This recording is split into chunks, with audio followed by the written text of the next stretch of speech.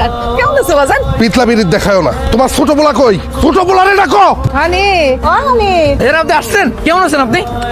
তুই আমার ভাই কবি না, আমি তোর ভাই না। আমি যদি তোর ভাই হইতাম তাহলে তুই আমার মনে এত বড় আঘাত দিতে পারতি না। আমি বিদেশ বাড়িতে প্রত্যেকটা দিন রাত 24 ঘন্টা মাথার ঘাম পায়ে ফেলাইয়া পরিশ্রম করে টাকা ইনকাম করে সেই টাকা তো গোলাইকে পাঠাই। তুই আমার খাইয়া আমার পয়রা আমার বউয়ের দিকে কোন নজর দেশ? তোর এত বড় সাহস আইলো কোত্থেকে? হ্যাঁ, তুই জানোস না বড় ভাবি মায়ের সমান? আমার ভাবতে অবাক লাগতেছে তুই আমার ছোট ভাই অনেক সাহস বাইরে গেছে। তুই রাতের বেলা আমার বউয়ের রুমে ঢুকা আমার বউয়ের সর্বনাশ করতে চাস? তোর আজকে আমি মারিয়ে ফেলামু, আজকে।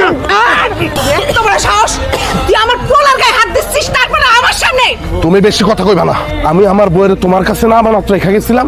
তুমি থাকতে তোমার পোলা আমার বউয়ের দিকে বাজে নজর দেয় কেমতে? কিভাবে তার সর্বনাশ করার চিন্তা করলো? তুমি জবাব দাও। ভাইজান, আমি ভাবি সর্বনাশ করতে চাইনি, আর কোনোদিন ভাবির দিকে কুনজরেও তাকাই।